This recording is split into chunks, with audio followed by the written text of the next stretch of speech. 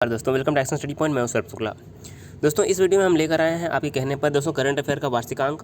दोस्तों इस वीडियो में 50 प्रश्न होंगे और हम आपके लिए रेगुलर जो है लगभग इंटरवल पे यानी कि हफ्ते में लगभग 2 बार जो है आपको करंट अफेयर का वीडियो दिया जाएगा, जिसमें आपको जो है 50-50 प्रश्न करके जो है पूरे साल का जो है करंट अफेयर कवर करा दिया जाएगा। दोस्तों वीडियो को बहुत ध्यान से देखिएगा, 50 प्रश्न काफ़ी इंपॉर्टेंट है। दोस्तों ये जो हमने लिया है वो दोस्तों जो एडुटेरिया का वार्षिकांक है, एडुटेरिया का वार्षिकांक करंट अफेयर का दोस्तों बहुत बढ़िया इसमें दिया हुआ है। तो आप अगर इसको सॉल्व करते हैं तो किसी भी अगर आप एग्जाम की तैयारी कर रहे हैं तो आपके लिए जो है काफ़ी इंपॉर्टेंट होने वाला है। तो वीडियो को जरूर अंत तक देखते रहिएगा। अगर आप चैनल पर पहली बार हैं जरूर सब्सक्राइब भी कर दीजिएगा। आइए शुरू करते हैं आज का वीडियो।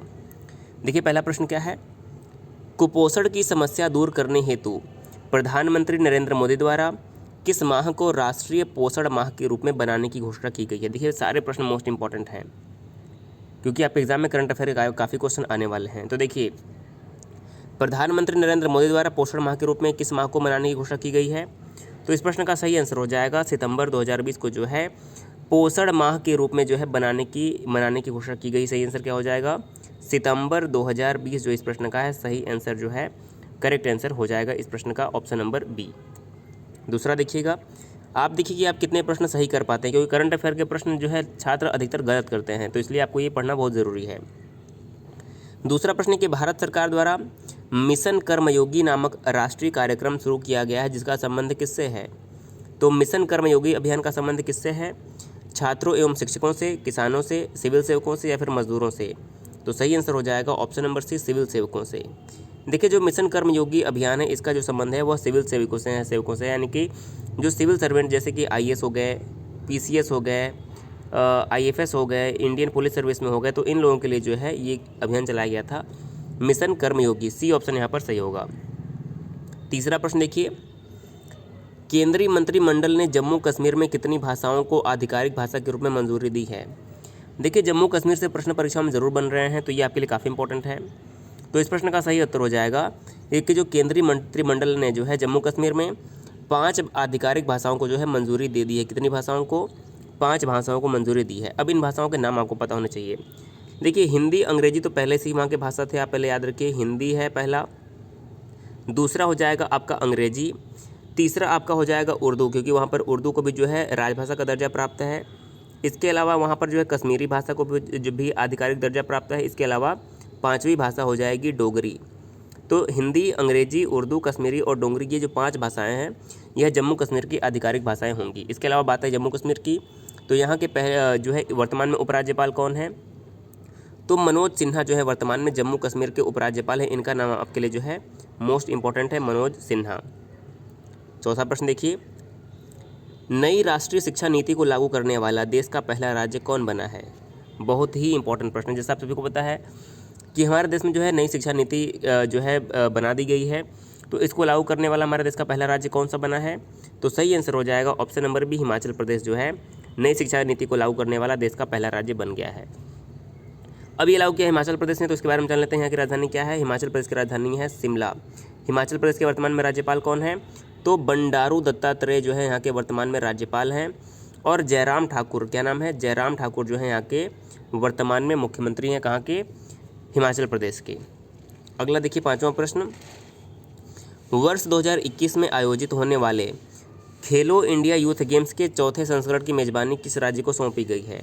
तो देखिए 2021 में खेलो इंडिया यूथ गेम का जो है चौथा संस्करण आयोजित होगा और इसकी मेजबानी सौंपी गई है हरियाणा को। सही आंसर क्या हो जाएगा, 5वें प्रश्न का सी करेक्ट हो जाएगा, हरियाणा को जो है इसकी मेजबानी सौंपी गई है, तो सी ऑप्शन सही हो जाएगा। अगला प्रश्न है 6वां प्रश्न, मध्य प्रदेश के राज्यपाल लालजी टंडन की मृत्यु हो जाने के बाद उनके स्थान पर यह कार्यभार किसे सौंपा गया है। तो देखिए मैंने कई बार आपको बताया है कि मध्य प्रदेश के राज्यपाल लालजी टंडन की मृत्यु हो जाने के बाद जो उत्तर प्रदेश की राज्यपाल हैं आनंदीबेन पटेल, इन्हें जो है मध्य प्रदेश का अतिरिक्त प्रभार दिया गया है। तो यहाँ से हमारा ऑप्शन नंबर क्या हो जाएगा, ए करेक्ट हो जाएगा। इसके अलावा भगत सिंह कोश्यारी के पास वर्तमान में महाराष्ट्र और गोवा का कार्य है और कलराज मिश्र जो है वर्तमान में राजस्थान के राज्यपाल हैं, तो इनका भी नाम आपको याद रखना है। 7वां प्रश्न है, नीति आयोग द्वारा जारी आकांक्षी जिला डेल्टा रैंकिंग 2020 के तहत किस जिले को जो है प्रथम स्थान प्राप्त हुआ है। तो आकांक्षी जिला डेल्टा रैंकिंग 2020 के अनुसार जो है बीजापुर को जो है पहला स्थान प्राप्त हुआ है। बीजापुर कहाँ पर है, बीजापुर जो है छत्तीसगढ़ में है और इसी को जो है पहला स्थान जो है प्राप्त हुआ है। इसके अलावा बात करें बहराइच की, देखिए उत्तर प्रदेश का जो बहराइच है इसे इसमें जो है तीसरा स्थान मिला है और रिभोई को जो इसमें है दूसरा स्थान मिला है। तो आप याद रखिए, पहले पे बीजापुर, दूसरे पे रिभोई और तीसरे पे बहराइच जिले को जो है स्थान मिला है। 8वां प्रश्न है, फ्रांस के नए प्रधानमंत्री के रूप में किसे नियुक्त किया गया है? तो देखिए इससे पहले कौन थे? इमैनुअल मैक्रोन थे, लेकिन अभी हाल ही में फ्रांस के प्रधानमंत्री के रूप में जो है जेन कैस्टेक्स को नियुक्त किया गया। सही आंसर क्या होगा? जेन कैस्टेक्स। देखिए अगर आप नोट्स बनाना चाहते हैं तो आप जरूर नोट्स बना लीजिएगा, क्योंकि सारे क्वेश्चन जो है मोस्ट इंपॉर्टेंट आपके हो जाएंगे। बात करें कि फ्रांस की राजधानी क्या है, तो फ्रांस की राजधानी पेरिस में है और पेरिस में जो है आपका एफिल टावर है। क्या है? एफिल टावर कहाँ पर है? तो एफिल टावर भी जो आपका पेरिस में ही है। पेरिस किसके लिए प्रसिद्ध है? पेरिस जो है इत्र के लिए, यानी कि जो परफ्यूम के उत्पाद के लिए जो है पूरे विश्व भर में प्रसिद्ध है फ्रांस का पेरिस। 9वां प्रश्न देखिएगा, हाल ही में भारत सरकार द्वारा नई शिक्षा नीति को मंजूरी प्रदान की गई है। इसके संबंध में निम्नलिखित में से कौन सा कथन सत्य नहीं है? तो देखिए काफ़ी इंपॉर्टेंट प्रश्न दिया गया है, आपको पहचानना है कि कौन सा कथन सत्य नहीं है। देखिए पहला है, मानव संसाधन विकास मंत्रालय का नाम शिक्षा मंत्रालय किया गया है, बिल्कुल सही है। के कस्तूरी रंगन समिति की सिफारिश पर नई शिक्षा नीति 2020 को मंजूरी मिली, ये बिल्कुल सही है। स्कूलों में 10+2 के स्थान पर 5+3+3+4 के फॉर्मेट को अपनाया जाएगा, बिल्कुल सही है। चौथा ऑप्शन है कि शिक्षा पर जीडीपी का 8% खर्च करने का लक्ष्य रखा गया है। देखिए चौथा ऑप्शन जो है गलत है। नई शिक्षा नीति के अनुसार शिक्षा पर जो है 8% नहीं बल्कि 6% खर्च करने का जो है जीडीपी का 6% खर्च करने का लक्ष्य रखा गया है। तो इस प्रश्न का चौथा ऑप्शन गलत हो जाएगा, तो हमारा चौथा ऑप्शन यहाँ से राइट हो जाएगा। 10वां प्रश्न देखिए, सर्वोच्च न्यायालय द्वारा नामीबिया से अफ्रीकी चीतों को भारत में पुनर्वास हेतु मंजूरी प्रदान की गई है। भारत के किस वन्यजीव अभ्यारण्य में इन चीतों को रखा जाएगा? तो सही आंसर क्या हो जाएगा? ऑप्शन नंबर सी करेक्ट हो जाएगा। कूनो पालपुर जो अभ्यारण्य है यहाँ पर जो है इन अफ्रीकी चीतों को पुनर्वास हेतु मंजूरी प्रदान की गई है। सही आंसर क्या होगा? ऑप्शन नंबर सी यहाँ पर करेक्ट हो जाएगा, कोनो पालपुर अभ्यारण्य। अब यहाँ पे ये है कहाँ पे, आप याद रखिए, ये हमारा है मध्य प्रदेश में। सही आंसर क्या हो जाएगा? ऑप्शन नंबर जो सी है करेक्ट हो जाएगा। 11वां प्रश्न है, overdraft saving the Indian saver पुस्तक के लेखक कौन हैं? तो overdraft saving the Indian saver के जो लेखक हैं वो हो जाएंगे हमारे उर्जित पटेल। सही आंसर क्या हो जाएगा? ऑप्शन नंबर ए जो है उर्जित पटेल इस प्रश्न का सही आंसर हो जाएगा। 12वां प्रश्न देखिए, चाबहार रेलवे परियोजना के संबंध में निम्नलिखित कथनों पर विचार करें। तो जो चाबहार रेलवे परियोजना है इसके बारे में आपको विचार करना है। पहला क्या दिया हुआ है, यह भारत, अफगानिस्तान और ईरान के मध्य त्रिपक्षीय समझौते का हिस्सा है, बिल्कुल सही है। वर्ष 2016 में समझौते पर हस्ताक्षर किए गए थे, बिल्कुल सही है। इसके तहत 628 किलोमीटर लंबी चाबहार जाहेदान लाइन के लिए ट्रैक बिछाई जाएगी, बिल्कुल सही है। यानी कि यहाँ पर जो तीनों हमारे ऑप्शन हैं सही हैं, तो सही आंसर क्या हो जाएगा? ऑप्शन नंबर डी, 1, 2 और 3 जो हमारे तीनों ऑप्शन सही हैं, तो डी ऑप्शन यहाँ पर करेक्ट होगा। अगला देखिए 13वां प्रश्न, आजाद पट्टन और कोहाला के जल विद्युत परियोजना के निर्माण को लेकर किन दो देशों के मध्य हस्ताक्षर हुए हैं? तो देखिए आजाद पट्टन और कोहाला जो जल विद्युत परियोजना है, यह पहले तो आप जान लीजिए किस नदी पर बनाया जा रहा है, यह झेलम नदी पर बनाया जा रहा है। किस पे? झेलम नदी पर। और यह भारत माफ़ कीजिएगा, यह चीन और पाकिस्तान के बीच में इसका समझौता किया गया है। हस्ताक्षर किसके बीच में हुआ है? चीन और पाकिस्तान के बीच में। यहाँ से लगभग 1100 मेगावाट बिजली उत्पादन के जो है लक्ष्य रखा गया है, तो यहाँ पर सी ऑप्शन करेक्ट हो जाएगा। अगला देखिए 14वां प्रश्न, संयुक्त राष्ट्र महासचिव एंटोनियो गुटेरेस ने अपने नए सलाहकार समूह में किस भारतीय को शामिल करने हेतु नामित किया है? तो एंटोनियो गुटेरेस ने जो है अर्चना सोरेंग को अपने सलाहकार में समूह में जो है शामिल करने के लिए नामित किया है। तो सही आंसर क्या हो जाएगा?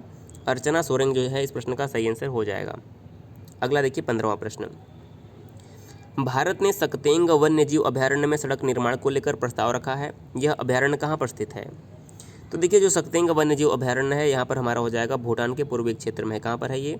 भूटान के पूर्वी क्षेत्र में है, बी ऑप्शन यहाँ पर सही हो जाएगा। 16वां प्रश्न है, हाल ही में चर्चा में रहा हागिया सोफिया संग्रहालय जिसे मस्जिद के रूप में परिवर्तित कर दिया गया है, यह किस देश में है?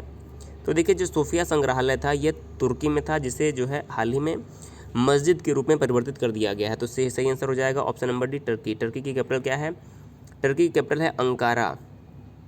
अगला देखिए 17वां प्रश्न, किस राज्य या फिर केंद्र शासित प्रदेश को जैविक प्रदेश बनाने के लिए मिशन ऑर्गेनिक डेवलपमेंट इनिशिएटिव यानी कि Modi mission organic development initiative योजना जो है शुरू की है।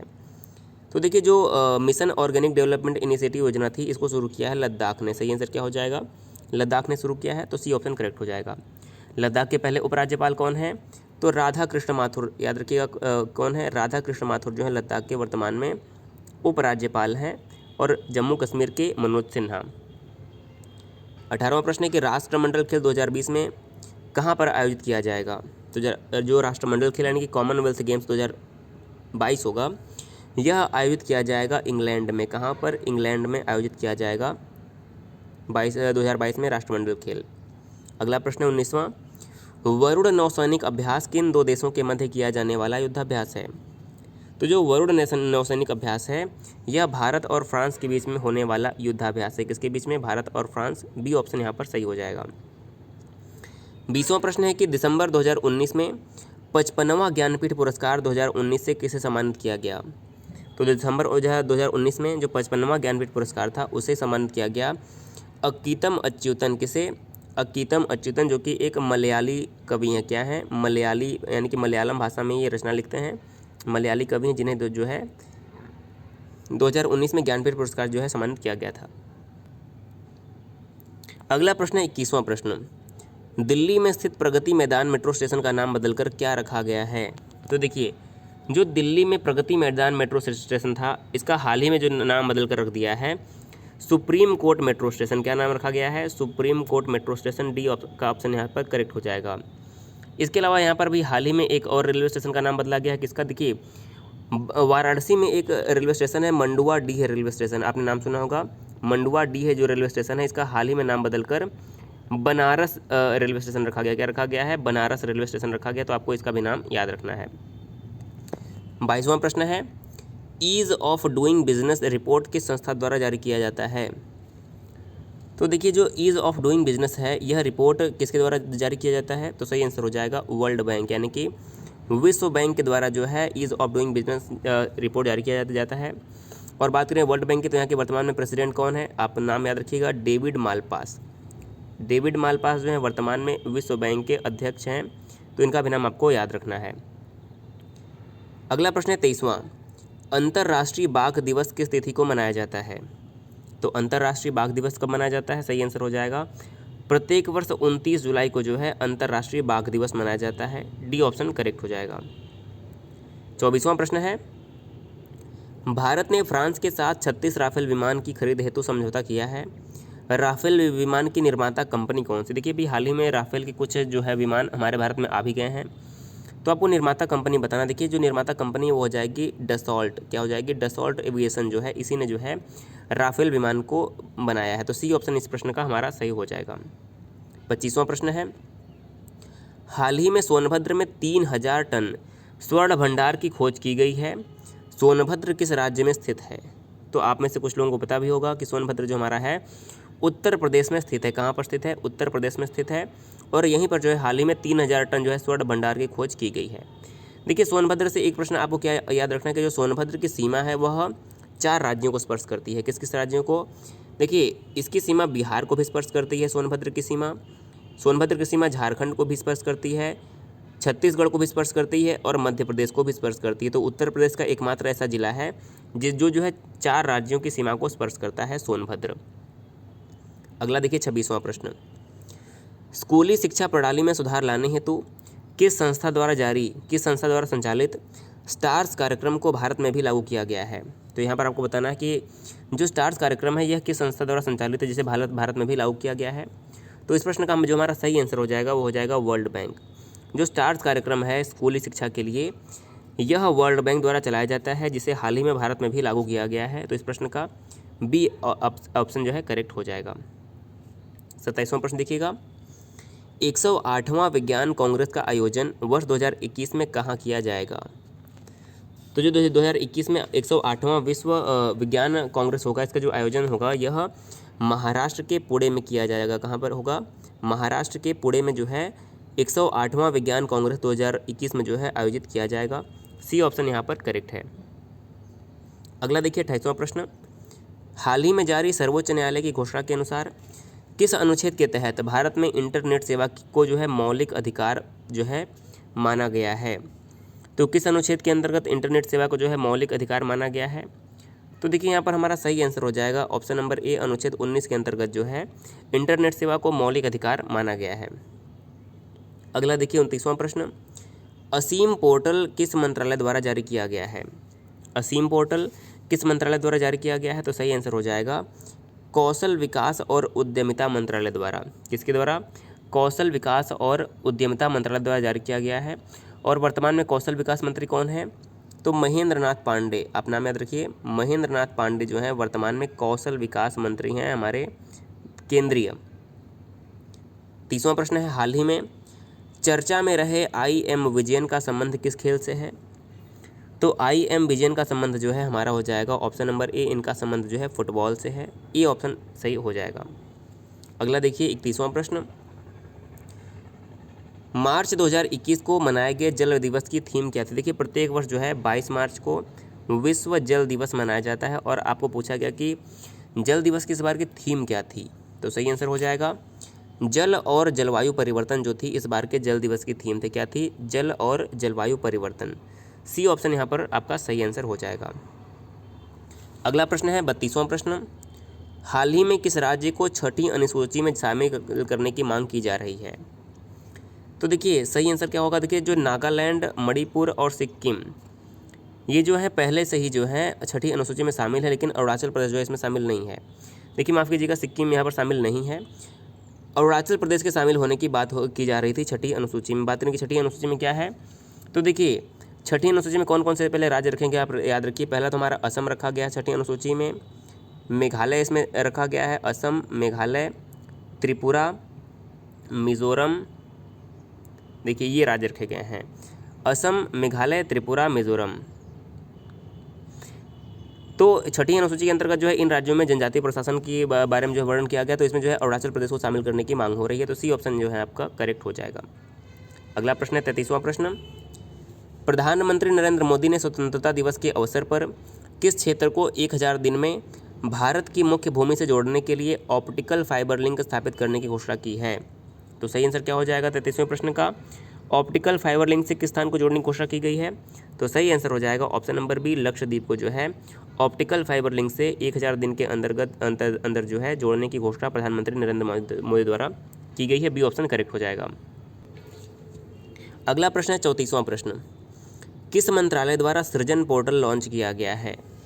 तो किस मंत्रालय द्वारा सृजन पोर्टल लॉन्च किया गया है? तो सही आंसर हो जाएगा, देखिए रक्षा मंत्रालय द्वारा जो है सृजन पोर्टल लॉन्च किया गया है। सही आंसर क्या होगा? ऑप्शन नंबर डी, रक्षा मंत्रालय द्वारा। और हमारे देश के वर्तमान में रक्षा मंत्री कौन है? तो आप सभी को नाम पता होगा, वर्तमान में जो राजनाथ सिंह हैं ये हमारे देश के रक्षा मंत्री हैं, तो इनका भी नाम आप याद रखिए। अगला प्रश्न है 35वां प्रश्न, किस देश के समुद्री क्षेत्र में तेल रिसाव के कारण वहाँ पर्यावरणीय आपातकाल जो है घोषित कर दिया गया है? तो किस देश में के समुद्री क्षेत्र में तेल रिसाव कारण वहाँ पर जो है पर्यावरणीय आपातकाल घोषित किया गया है? सही आंसर हो जाएगा मॉरिशस। मॉरिशस की राजधानी क्या है? पोर्ट लुइस, और यहीं पर जो है पर्यावरणीय आपातकाल जो है घोषित किया गया है।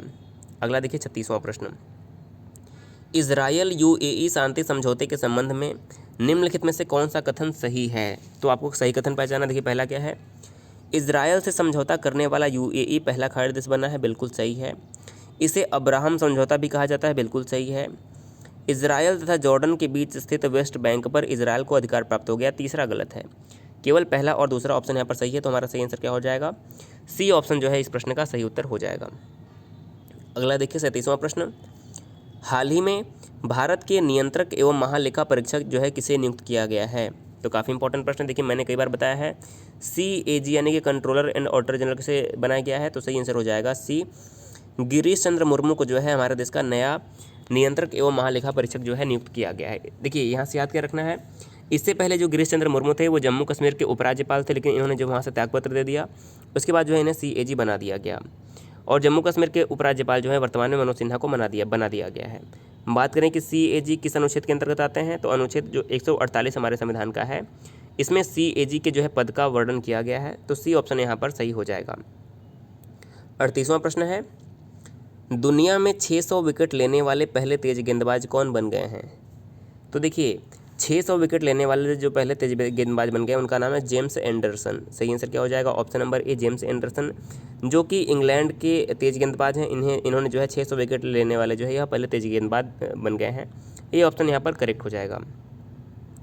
39वां प्रश्न है, किस राज्य के प्रसिद्ध मंडोली केला, हरमल मिर्च एवं खेज मिठाई को GI टैग प्रदान किया गया है? तो देखिए बहुत इंपॉर्टेंट है, GI टैग से प्रश्न बनते हैं। तो मंडोली केला, हरमल मिर्च और खेज मिठाई जो है इन्हें गोवा का GI टैग प्रदान किया गया है। सही आंसर क्या होगा? गोवा का GI टैग जो है प्रदान किया गया है। डी ऑप्शन करेक्ट हो जाएगा।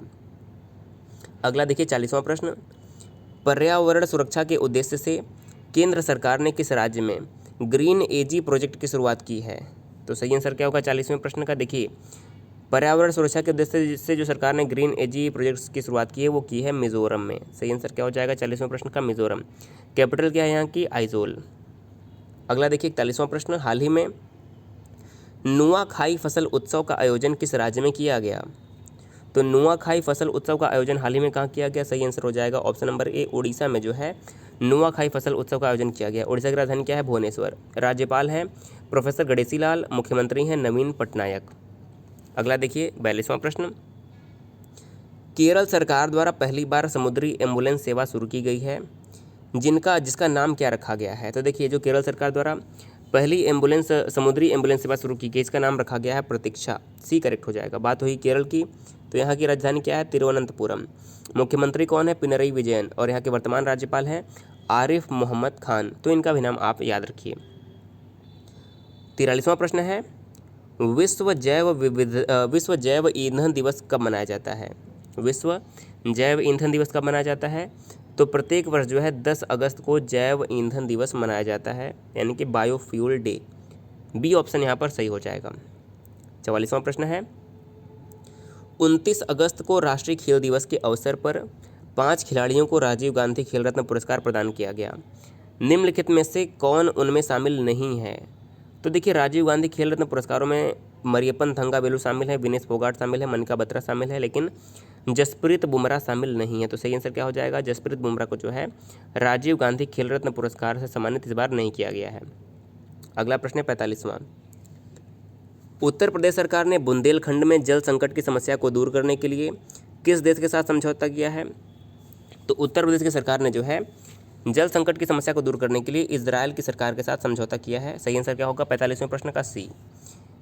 उत्तर प्रदेश के वर्तमान मुख्यमंत्री हैं योगी आदित्यनाथ, राज्यपाल हैं आनंदीबेन पटेल, राजधानी है लखनऊ। अगला देखिएगा 46वां प्रश्न, पुस्तक सियासत में सदस्यता के लेखक कौन हैं? सियासत में सदस्यता पुस्तक के लेखक कौन है? 46वें प्रश्न का सही आंसर हो जाएगा विजय कुमार चौधरी। सही आंसर क्या होगा? विजय कुमार चौधरी ने जो है पुस्तक लिखी है सियासत में सदस्यता। ये ऑप्शन करेक्ट हो जाएगा। गजेंद्र सिंह शेखावत हमारे देश के वर्तमान में जल शक्ति मंत्री हैं। नरेंद्र सिंह तोमर जो हैं कृषि मंत्री हैं। इनका भी नाम आप याद रखिए। अगला प्रश्न है 47वां, निम्नलिखित अर्जुन पुरस्कार 2020 से सम्मानित व्यक्तियों के संबंध में कौन सा सत्य नहीं है? यानी कि इन चारों व्यक्तियों को अर्जुन पुरस्कार मिला है, क्या सत्य नहीं है ये देखना। देखिए ईशांत शर्मा नहीं, यहाँ पर ईशांत शर्मा होना चाहिए, ये बिल्कुल क्रिकेट से हैं, सही है। मनु भाकर शूटिंग से हैं, बिल्कुल सही है। सुयश जायसवाल पैरा तैराकी से सही है, लेकिन दीप्ति शर्मा का संबंध क्रिकेट से हॉकी से नहीं है, ये गलत हो जाएगा। देखिए दीप्ति शर्मा का जो संबंध है वो हॉकी से नहीं बल्कि क्रिकेट से है। तो सही कथन कौन सा नहीं है? ऑप्शन नंबर बी यहाँ पर जो हमारा है सत्य नहीं है। अगला प्रश्न है, प्रधानमंत्री मोदी की अध्यक्षता में बिहार के किस जिले में जो है नए एम्स की स्थापना को मंजूरी दी गई है? तो बिहार के हाल ही में दरभंगा में जो है नए एम्स की स्थापना की मंजूरी दी गई है। सही आंसर क्या होगा? ऑप्शन नंबर ए दरभंगा जो इस प्रश्न का सही उत्तर हो जाएगा। अगला प्रश्न है 49वां प्रश्न, विश्व में सड़क नेटवर्क के मामले में भारत का कौन सा स्थान है? यानी कि विश्व में सड़क नेटवर्क के मामले में भारत का जो स्थान है वो हो जाएगा ऊपर से द्वितीय, यानी कि दूसरा स्थान है भारत का। पहला कौन है? तो देखिए आप याद रखिए, पहले नंबर पे USA यानी कि अमेरिका है, दूसरे पे हमारा देश भारत है और तीसरे पे आता है चीन सड़क मार्ग के मामले में। तो इन तीनों का जो क्रम है आपको याद रखना है, भारत का क्रम इसमें दूसरा है। और आज का देखिए हमारा अंतिम प्रश्न क्या है, प्रशासनिक अधिकारियों की कार्यवाही की जांच हेतु किसके राज्य या फिर केंद्र शासित प्रदेश के द्वारा स्पैरो पोर्टल की शुरुआत की गई है? देखिए जो स्पैरो पोर्टल की शुरुआत है किसके द्वारा की गई है? तो यह जम्मू कश्मीर के द्वारा जो है स्पैरो पोर्टल की शुरुआत की गई है। तो ऑप्शन नंबर बी इस प्रश्न का करेक्ट आंसर हो जाएगा। तो देखिए इस प्रश्न में हमने करंट अफेयर के मोस्ट इंपॉर्टेंट 50 प्रश्न लिए। अगर आपको वीडियो पसंद आता है, आप शेयर करते हैं, तो हम जो है आपको 50-50 प्रश्न के जो है सेट देते रहेंगे, जिससे आपका जो है पूरा करंट अफेयर जो है कवर हो जाए 1 साल तक का। किसी भी एग्जाम के लिए अगर आप पढ़ रहे हैं तो काफ़ी इंपॉर्टेंट करंट अफेयर आपका हो जाएगा। दोस्तों वीडियो को जरूर अधिक से अधिक शेयर करिएगा, क्योंकि वीडियो को बनाने में काफ़ी मेहनत लगता है। चैनल पे पहली बार है तो सब्सक्राइब भी कर दीजिएगा, क्योंकि आपको बिल्कुल फ्री वीडियो जो है दी जाती है। वीडियो देखने के लिए बहुत बहुत धन्यवाद।